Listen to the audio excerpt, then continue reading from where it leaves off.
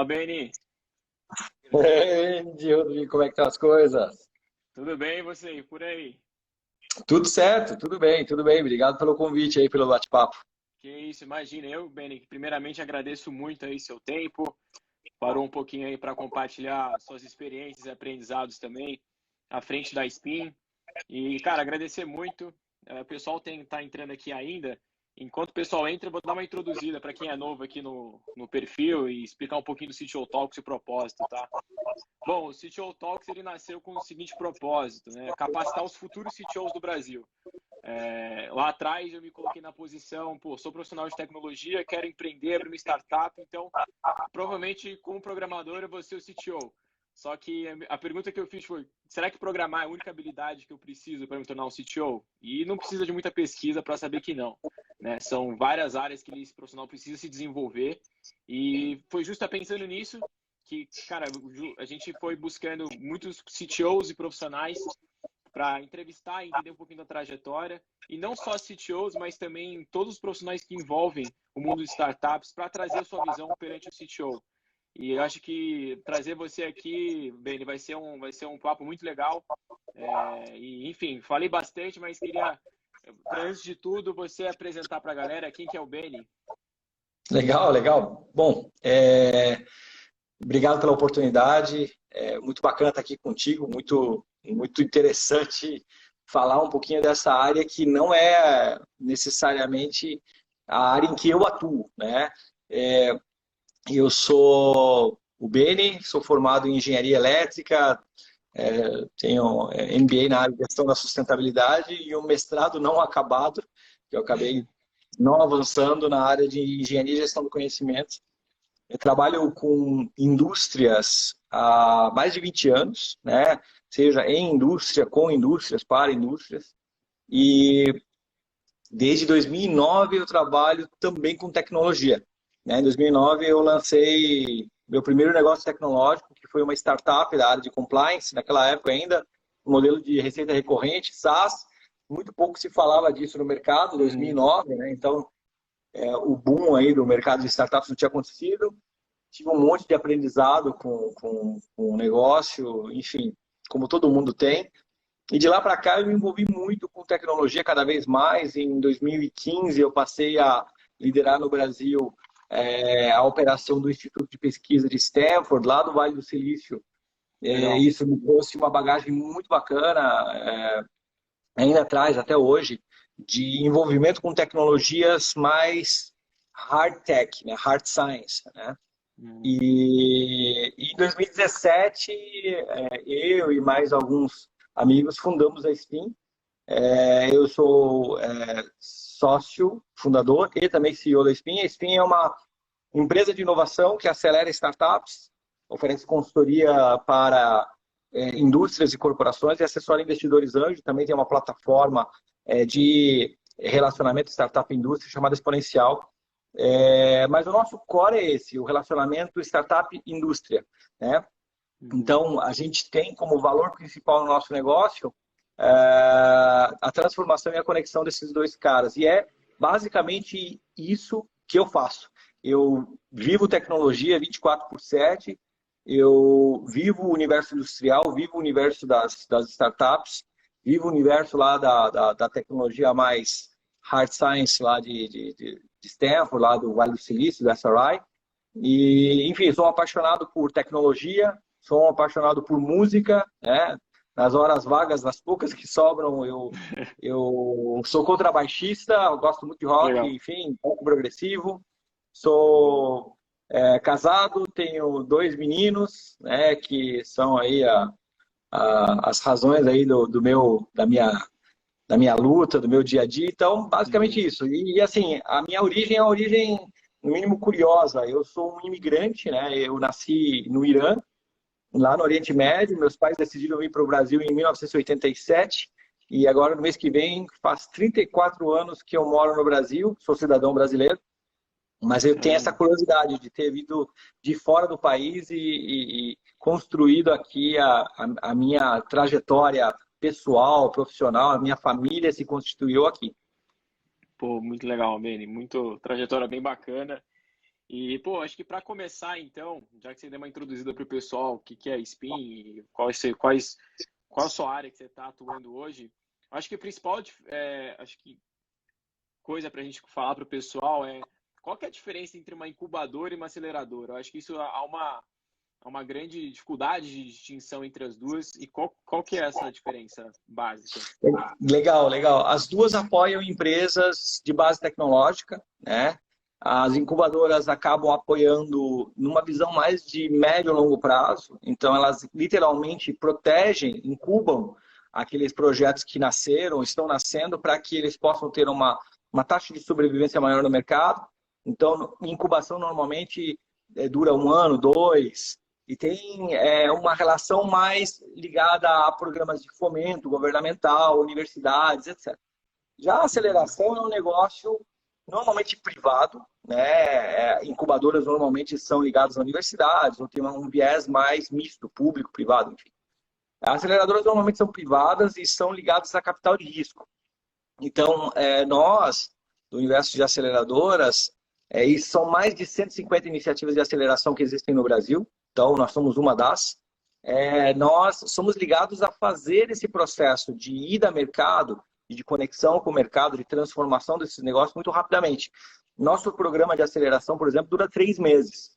Né? Nós fomos, lá no começo, em 2017, nós fomos uma das poucas aceleradoras que trouxe essa visão de mais curto prazo, mais rápida. Isso não significa que a nossa relação com as startups cessa. A aceleração, ela serve literalmente para afiar o machado. A gente diz isso muito, né? Então, a gente trabalha muito a estruturação, porque a nossa relação com as startups é de longo prazo, né? É um relacionamento longo, mas a aceleração serve justamente para fazer esses alinhamentos. Então, essa é a diferença básica. Show, perfeito. Acho que ficou bem claro isso. E trazendo agora um pouquinho, muito para a visão do CTO, tá? Acho que é o principal. Qual que é a relevância do CTO na escolha dessas empresas que vocês aceleram? Vocês olham para esse profissional e tudo? Muito, muito, muito. Assim, o próprio nome diz, né? Empresa de base tecnológica. Se não há gente da área de tecnologia nessas empresas, que a gente denomina startups, scale-ups, o negócio tende a não ter esse viés tecnológico e, eventualmente, nem se enquadrar como startup. Né? Então, a presença de um CTO no quadro de founders é fundamental. Né? Pode ser até que ele não faça parte do quadro inicial dos founders, mas ele precisa estar lá, precisa. Ele, ela, né? E isso é muito bacana. Tem cada vez mais CTOs, mulheres, programadores, desenvolvedoras, né? Programadoras e desenvolvedores. Então, a presença desse profissional é fundamental porque ele traz esse viés analítico, técnico para o negócio. Então, normalmente, o número ideal de founders gira em torno de 2 a 3, e no mínimo um deles tem que ser da área de tecnologia. E aí, não necessariamente tem que ser desenvolvedor, engenheiro de software. Pode ser um engenheiro de outra área que tem esse skill de tecnologia. Quando a gente trata de hardware, por exemplo, não necessariamente a pessoa ela é ligada à área de software, né? Engenheiro de materiais, um engenheiro eletrônico, por exemplo. Então, essa pessoa da área de tecnologia, que normalmente a gente associa à figura do desenvolvedor-chefe, do engenheiro, enfim, ele traz para a startup essa visão de tecnologia de dados. E dados são a matéria-prima das startups, né? Uma indústria siderúrgica usa o metal como matéria-prima, uma indústria de construção usa cimento como matéria-prima, uma indústria madeireira, madeira. Né? As startups têm os dados da sua matéria-prima. Então, se você não tem alguém com skills para coletar, gerir, processar dados 24/7, o teu negócio não tem pouca chance de ganhar escala. Pouca chance de ganhar escala. Não, perfeito, perfeito. É muito legal. E justamente nesse processo de aceleração, quando vocês estão escolhendo a startup, né? Assim, o que faz você, o que brilha mais os olhos de vocês aí para uma empresa que está chegando? E o que também, qual é o outro ponto aí que acaba impedindo de vocês acelerarem umas empresas? Você consegue pontuar alguns pontos positivos e negativos, por exemplo? Sim, quando no quadro de founders tem um CTO que é full stack, se for da área de software, por exemplo, brilha mais o olho. Back e front, o cara que tem skills mais complementares, assim. Se existe mais do que um cara de programação no grupo de founders, um cara de software, por exemplo, tem tem um CTO e mais um cara que é ligado à área, por exemplo, de data science, ou enfim, brilha mais ainda o olho, né? Lógico, as skills de vendas e de recrutamento, de fundraising, eles são muito únicos, mas é muito legal ver mais gente da área de tecnologia dentro dos founders. E é importante também, além da skill técnica, esse CTO ter a competência, ter a skill de gestão de pessoas, gestão de projetos, métodos ágeis, né? Não é só dar combate naquilo que a tecnologia demanda, mas também dar combate no recrutamento, saber buscar pessoas e fazer o recrutamento correto, saber a hora certa de trazer, qual pessoa trazer para o time, porque é um universo extremamente disputado de profissionais da área de desenvolvimento de software, por exemplo, se a gente pegar só esse setor dentro do universo de abrangência do CTO. Então, você tem que ser muito bom em saber o que você precisa, em que momento você precisa, qual estratégia adotar para a linguagem de software, o que fazer primeiro, o que fazer depois, como lidar com métodos ágeis. Então, essas skills são muito, muito importantes. Brilha muito o olho quando a gente vê um CTO que é muito bom nisso. Perfeito, perfeito. Não, muito legal. E muito também nessas empresas que estão com essas startups, essas empresas que estão começando aí, quais são os maiores erros que você vê? Acho que isso é legal compartilhar com o pessoal, assim, alguns erros mais comuns que acabam acontecendo, até para uma análise inicial, que dessas startups que estão entrando no mercado agora, qual você poderia ver? Cara, assim, ó, um dos erros mais clássicos, que muitas vezes não é nem culpa do empreendedor, é que às vezes falta conexão para ele, e isso é papel do CEO, tá? Não conseguir recrutar um bom CTO, né? Não conseguir engajar ele para ele participar do sonho de construir um negócio junto, né? Porque o CTO é um cara disputado no mercado. Pessoa, enfim, é uma pessoa disputada, homem, mulher, não importa. Então, a capacidade do CEO, do gestor principal, de atrair um founder ou um CTO para o negócio e acreditar no sonho é super vital.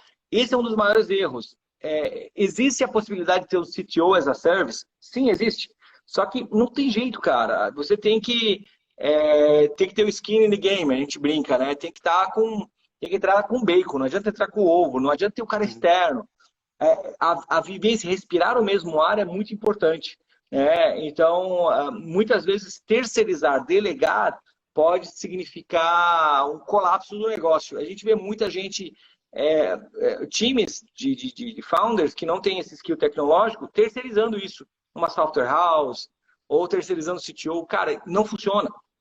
Você precisa, no mínimo, uma pessoa que tenha no teu time de founders, que tenha essas skills. Ele pode até não ser o melhor, e não tem problema, mas ele ou ela tem que ter a capacidade de saber quem são os melhores e trazer para perto. Então, é uma skill mais importante. Lembrando, você CTO, você não necessariamente precisa ser o cara que foi o top lá do ITA. Não, nada disso. Você precisa saber quem é o cara do ITA e trazer para perto de ti. Essa skill ela é vital. Saber conversar de igual para igual, saber gerenciar conflitos, gerenciar egos, gerenciar prazos, né? Sprints. Então, é basicamente isso. Isso é um dos maiores erros das empresas de base tecnológica, de delegar ou renegar a área justamente de tecnologia, que é o coração dos negócios de base tecnológica. Show. Perfeito, perfeito. É justamente isso, né? A programar não é a única habilidade, né? E é justamente isso, conversando com muitos CTOs e pessoas no mercado do empreendedorismo brasileiro aqui, eles justamente falavam isso, cara, é um cara que tem que saber traduzir a parte técnica dele com o CEO, conseguir conversar com o CEO, ter a linguagem também de contabilidade, traduzir quanto é o custo de uma sprint ou de uma nova stack, de uma nova framework para a empresa. Então, esse profissional realmente ele tem que buscar outros conhecimentos, né? Com certeza. E ele tem que também ser um cara que entenda de negócio, né? Ou queira entender de negócio. Porque é o CTO que vai priorizar o que vai ser feito primeiro, depois, etc. Então, ele tem que ter essa visão de negócio, ele tem que ter empatia, né? Ela tem que ter empatia de se colocar no lugar do usuário, se colocar no lugar do cliente, né? Pensar em UX, UI, pensar pensar na jornada do cliente. Então, esse profissional é um profissional super requisitado. E tem um negócio, né? Não é só startup scale-up. CTO, independentemente da idade, é requisitado por todos os tipos de empresas que se ligaram que o jogo da nova economia é baseado em dados. Então, se você é CTO, mulher, homem, você tem vaga, possibilidade de vaga, não só em empresas júniores, mas em grandes companhias, né? O cara que promoveu a grande transformação da Magalu foi um CTO, Fatala, lá em 2015, quando começou essa transformação. Então, assim, olha só o que um bom CTO, no lugar certo, na hora certa, com um mandato, consegue fazer. É fantástico. Então, o lugar do CTO está cada vez mais em alta. E, de novo, a gente não está falando de CIO e a gente não está falando do cara da infra de TI. Não é isso. Nós estamos falando do cara de estratégia. O cara que vai comer dados com farinha. Né? A gente brinca aqui, é o cara que devora dados. Essa pessoa é que faz a diferença nas corporações todas. Desde uma startup, uma scale-up, a uma Magalu, ou uma Via Varejo, ou quem quer que seja. Perfeito. Não, exatamente, exatamente. E você muito no seu dia aí da Spin, né? E quais são as tendências que você vê, muito voltada talvez para a indústria também, mas enfim, não só a indústria. Quais são as tendências que você vê das startups hoje no Brasil? Tem algum segmento assim específico que você acha que está crescendo bastante? Enfim, o que você consegue ter de percepção? Cara, o pessoal, assim, a gente se conversa muito, o pessoal que é do universo de tecnologia, do nosso universo, fala muito desse movimento que houve na década passada, que foi das fintechs. Elas surfaram uma onda fantástica. Tem muita gente que jura de pé junto que essa década aqui é a década das health techs. Como eu tenho essa ligação mais próxima com o time do SRI, lá do Vale do Silício, lá de Stanford, eu recebo a informação que essa década é a década da inteligência artificial, do AI. Então, eu diria para ti, cara, que essencialmente a inteligência artificial tende a ser o vetor dessa década, porque ela é cross, ela é transversal para todos os setores que você imaginar. Fintechs, retail techs, health techs, não importa, agro. A inteligência artificial é a grande enabler, né? É a habilitadora.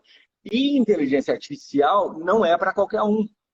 A base de matemática, de cálculo, 1, 2, 3, 4 do cara na faculdade tem que ser muito forte. Álgebra. Né? Então, a gente explora muito isso. Né? O CEO da plataforma exponencial, o Johnny Weisel, nosso amigo, ele é professor doutor na área de engenharia e a gente discute muito isso. A plataforma exponencial é focada em levar princípios de engenharia para profissionais que querem trabalhar com inteligência artificial. Porque falta muitas vezes revisitar. Porque senão você vai consumir inteligência artificial de terceiro. Você não vai criar sua aprendizado de máquina, universo amostral. Como é que você trabalha isso? Isso é papel do CTO. Então, ter um CTO no teu squad que manja de verdade, entende o conceito, sabe implementar a inteligência artificial, qualquer que seja esse cara ou essa mulher, homem, vale ouro. Porque a gente acaba se acostumando a usar frames, estruturas de terceiros. É mais simples. Eu vou na AWS e uso lá a estrutura de AI deles, ou eu uso o Watson da IBM, tá tudo pronto lá. Cara, mas e aí? O que tu aprendeu? Né? Então, eu diria que a grande tendência dessa década é a inteligência artificial e tem um professor de Stanford que é o Andrew Ng, Andrew Ng. É um dos maiores especialistas em AI do mundo. Ele diz que nessa década a inteligência artificial deve fazer pela humanidade o que a eletricidade fez no século passado. Caraca. Então, o século passado foi o século da eletricidade. Né? Isso aqui que a gente está fazendo, tudo eletricidade. Em uma década, a transformação que a eletricidade causou, a AI vai causar no mundo, nessa década que nós estamos vivendo. E é muito legal porque assim, a gente está vendo uma explosão tecnológica acontecendo. Tem a corrida pelo ouro no universo da computação quântica, né? A supremacia quântica está mudando de mão toda hora. Parece que a gente está voltando lá para os mainframes lá da década de 60, 50, lá, não parece? Sim. Aquelas máquinas gigantes lá que não cabem na sala, né? Então, tem uma corrida pelo ouro, olhando para a computação quântica. Isso vai mudar o jogo de cripto, de cibersegurança, muda tudo. Tem uma corrida pelo ouro pela exploração interplanetária, espacial. Tudo isso envolve, de certa forma, tecnologias habilitadoras que passam pelo CTO. Não tem jeito. Não tem jeito. Então o resto da galera vai seguir o que o cara de tecnologia disser que tem que ser feito, entende? Exato, perfeito. Isso fala muito do perfil desse profissional, né? A constante atualização e constante estudo. Eu acho que o principal, que quando o pessoal fala de área de tecnologia, muito autodidata, pesquisa na internet, e muitos são, principalmente a área de desenvolvedores, são contra, até muitas vezes a academia. Mas acho que justamente nesse ponto que a academia, a faculdade, se torna muito essencial, né? Você ir e não depender de coisas prontas, Stack Overflow, qual que seja o que for, mas você entender a base da programação, a estrutura de dados para ser esse profissional crítico suficiente para poder atuar em IA, seja o que for. Então, acho que esse é um dos pontos que a gente sempre traz aqui, né? A importância da academia, a importância do estudo para esse CTO, para os desafios que vão vir, né? E não ficar dependendo de empresas e frameworks já prontos aí no mercado. Então, com certeza, cara. Eu concordo, eu concordo. Eu, na engenharia elétrica, tive 4 cálculos. 4, cálculo 1, 2, 3 e 4. 4 cálculos, cara. Era de chorar em alemão. Cara, o camarada que fala pra mim assim, não precisa de universidade. Não, legal, eu acho que mudou a realidade das profissões. As soft skills, elas são super importantes. Tem gente olhando só para as habilidades soft e tal, mas como é que você vai devorar uma tecnologia se você não conhece a estrutura, a essência? Né? Você vai ficar refém de terceiros sempre, cara. Você vai ficar refém do fulano que... E não tem jeito. Falando em valor de mercado de uma startup, por exemplo, a startup que usa a tecnologia de terceiros tem um valor de mercado. Eu tenho um modelo de negócio que eu uso o WhatsApp da IBM. Beleza, tudo bem. Não, eu tenho a inteligência artificial que todo o core é nosso. Opa, é diferente, legal. cara. É diferente. Então, assim, E eu não estou dizendo de reinventar a roda, eu estou dizendo de você ser muito bom em fazer coisas que talvez o mercado não tenha tão fácil, tão na mão, ou tão óbvio. Né? Isso muda muito o valor. Tratando aí de barreira de entrada, a barreira de entrada tecnológica que está na mão do CTO, ela é fodida de importante, porque ela define, inclusive, o posicionamento da startup, o valuation dela, se ela vai ser global, se ela vai ser local, se ela vai ser comprada ou não. Né? Se ela não tem nada que é dela, é tudo terceiro, eu montei um legão, cara, será que tem um valor de mercado que o teu comprador, teu potencial comprador quer? Caramba, perfeito, ótimo, muito legal. E também esse é o ponto, né? E esse profissional ele está em constante evolução, né? Assim, eu acho que ele vai evoluindo com paralelamente ao amadurecimento da empresa, da startup, né? Então, é o que a gente sempre fala, é um crescimento, o cara que está lá no início, ele, querendo ou não, ele está muito próximo da tecnologia, né? Então, por isso que às vezes ele sendo desenvolvedor é a importância nesse sentido, mas depois ele começa a crescer, uma visão um pouco mais de produtos, de UX, UI, e demandar isso para o time técnico, para depois escalando para a gestão como um todo, para então em si estar na parte estratégica, que é como você falou, né? Isso aí é um valor absurdo para qualquer empresa, seja desde a pequena até a até a maior, como por exemplo. Né? Então, com certeza. E, bom, já caminhando aqui já para o finalzinho, muito falando da aceleração, tá, Benny? E também muito desse timing da startup. Qual que é o momento certo, por exemplo, qual o momento da startup, o momento do modelo de negócio, talvez também, para uma empresa buscar um programa de aceleração, por exemplo? Qual que seria o momento ideal para vocês? Legal. Assim, não é uma regra, mas a gente olha muito a estrutura comercial da startup. Então, assim, ela tem que estar faturando 1, 2, 5, 10 clientes, não importa. O fato dela ser early stage, para nós, não importa. Mas se ela for capaz de colocar o produto na rua, de tal forma que alguém tenha vontade de pagar por aquilo, ela convenceu alguém a comprar aquilo, pô, já é um passo super legal. Então, aquilo nos permite fazer com que ela possa ser treinada e conectada, transformada para crescer em escala. Numa fase anterior a essa, existem excelentes programas de incubação, pré-incubação, pré-aceleração. A gente tem a Nine Week Labs, que é a nossa parceira de Curitiba, que é uma baita de uma pré-aceleradora, Nine Week Labs. Né? É um programa de 9 semanas legal. Que pré-acelera startups, cara. Muito legal, equity free. Eu tenho uma ideia, mas eu quero montar uma startup, mas não tenho cliente. Vai para a Nine Week Labs. Não adianta vir com a gente, com fulano, beltrano, que você vai... Todo mundo vai perder tempo. Então, a aceleração, idealmente, é para quem tem cliente. Que tem um produto e tem um cliente. Né? E idealmente, que tem essas complementariedades de skill no seu time de founders. Então, 2 a 3 founders é muito bom, no mínimo um cara na área de tecnologia, pessoa, enfim, homem, mulher. Mulheres, por favor, venham para o mundo da tecnologia, a gente precisa de visões diferentes, né? É muito legal ver mulher programando, cara, porque as mulheres, elas têm uma visão da tecnologia, do universo, do negócio muito diferente. A gente é parceiro da GoNew, que é uma edtech que está indo super bem no mercado nacional, olhando governança da nova economia, e eles trouxeram na semana passada o Salim Ismail, fundador da Singularity, num talks deles, e o Salim Ismail falava da visão das mulheres, essa visão feminina da economia. A visão masculina da economia é a visão da escassez, é a visão do eu preciso trazer para mim, eu preciso minerar, eu preciso extrair, eu quero. A visão feminina da economia, que é a visão da nova economia, é a visão da abundância, o oposto da escassez. Não, todos podem ter, todos deveriam. Então, assim, essa visão feminina é muito, muito, muito legal. Isso, eu penso como isso pode ser no mundo da tecnologia em escala. Né? Como que isso pode transformar a nossa realidade. Isso é muito legal. Então, mulheres, por favor, venham para o mundo da tecnologia. Com certeza, Beni. Que legal. E, bom, na sua visão, Beni, qual que é a importância aí desses eventos e comunidades também no ambiente das startups, de empreendedorismo aqui no Brasil, no processo de desenvolvimento desses profissionais de tecnologia e futuros CTOs? Você vê que a importância desse profissional estar imerso nesse mundo? Eu acho fundamental. Essas conexões, elas são muito ricas. O trabalho que vocês desenvolvem, tantos outros desenvolvem também de forma voluntária, né? Isso é muito legal. É muito bacana ver o desenvolvimento de comunidades.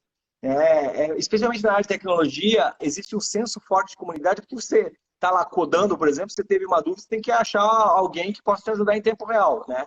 Seja em FAQ, seja, sei lá, em discussões, grupos de discussões ou amigos. Então, essa conexão é muito legal. Existe uma dor latente de mercado, que é a área justamente de desenvolvimento de CTOs, porque não necessariamente você está formando um programador, mas está formando uma liderança. Então, esse papel de vocês é muito legal, a gente já se falou sobre isso. Eu desejo vida longa a vocês aí, que vocês têm um papel fundamental aí que estão cumprindo no mercado de tecnologia. A formação de CTOs é muito mais complexa e mais ampla do que a formação de um desenvolvedor, de um engenheiro de software. Então, eu entendo como crucial para que haja amadurecimento do todo. E cada um, quanto mais nichado, cada grupo, quanto mais nichado, quanto mais estruturado, mais ele pode vir ajudar, quanto menos generalista, né? Perfeito. Muito legal. Obrigado. E, geralmente, todo pessoal que a gente traz aqui para a live, a gente sempre pede uma indicação de livro que ajudando na sua jornada nos últimos tempos, algum livro aí que abriu sua cabeça, que possa compartilhar aqui para a galera. Cara, eu gosto de livros que envolvem história e tecnologia. Eu vou ser meio redundante, muita gente fala, mas talvez quem não saiba, não tenha lido ou não tenha visto, gosto muito de Homo Sapiens e de Homo Deus, de Yuval Harari. São 2 livros que eu gosto muito porque envolvem história e tecnologia, transformação, enfim. Eu sou um fã de história, então eu sempre leio tudo que eu posso sobre história. Eu acredito demais que, entendendo o passado, a gente pode co-criar um futuro diferente daquilo que a gente já cometeu de erros no passado, enquanto humanidade. Então, a história é muito legal para mim, eu gosto muito de história, e tecnologia está envolvida nesse bravo novo mundo que nós estamos vivendo. Então, talvez esses 2 livros aí do Harari são muito legais aí. São literalmente muito básicos aí para a galera, mas ajudam muito. E são recentes, né? Yuval Harari, Homo Sapiens e Homo Deus. Perfeito, bem. Bom, caminhando já então para o final, a gente sempre pede para quem está entrevistando também, um recado final que você dá para os jovens estudantes e desenvolvedores aí de tech, que estão na área de tecnologia, que desejam empreender e virar um CTO. Qual que é um recado aí que você dá para esse pessoal? Aliás, o livro é Sapiens e Homo Deus, não é Homo Sapiens. Eu acho que eu falei aqui, tá. Bom, eu desejo muita resiliência para vocês. A área de vocês a área da tecnologia é uma área que está com um apagão projetado aí de algo como 300 mil profissionais para os próximos 2 anos, 3 anos, no Brasil só. No mundo, nem se fala, não há fronteiras para desenvolvedores, profissionais da área de tecnologia, então você pode estar daqui trabalhando para a Coreia do Sul, para os Estados Unidos, ou nos Estados Unidos trabalhando para a China. Isso me brilha os olhos demais, porque eu Eu gosto muito dessa visão global. Eu acho que essas fronteiras sendo derrubadas são fantásticas. Então, eu desejo a vocês resiliência, eu desejo a vocês desenvolvimento de skills de liderança, né? Que vocês busquem desenvolver skills de liderança. Normalmente, a gente tem o desafio tecnológico na nossa frente, a gente esquece de afiar o machado para outras coisas, porque isso pode permitir que vocês subam na carreira, seja empreendendo, seja intraempreendendo. Resiliência. Resiliência de apanhar e ficar de pé. Perfeito, perfeito. Bom, Benny, muito obrigado pelo seu tempo. Acho que foi, com certeza, trouxe bastante conteúdo riquíssimo de valor para o pessoal, trazendo a sua visão aí como aceleradora. Acho que trazer essa diversidade de visão é muito importante também. Mas, olha, muito obrigado mesmo. E a gente deseja aqui do CTO Talks muito sucesso para a Spin, que vocês consigam acelerar muitas startups e melhorar o futuro aí da economia do Brasil, viu? Muito obrigado. Obrigado também. Sucesso para vocês, vida longa. E mulheres, por favor, venham para o mundo da tecnologia. Precisamos de vocês. Verdade, verdade. Boa. Valeu, Benny. Forte abraço, viu? Tchau, tchau, gente. Tchau, um abraço, querido. Valeu, tchau. Valeu.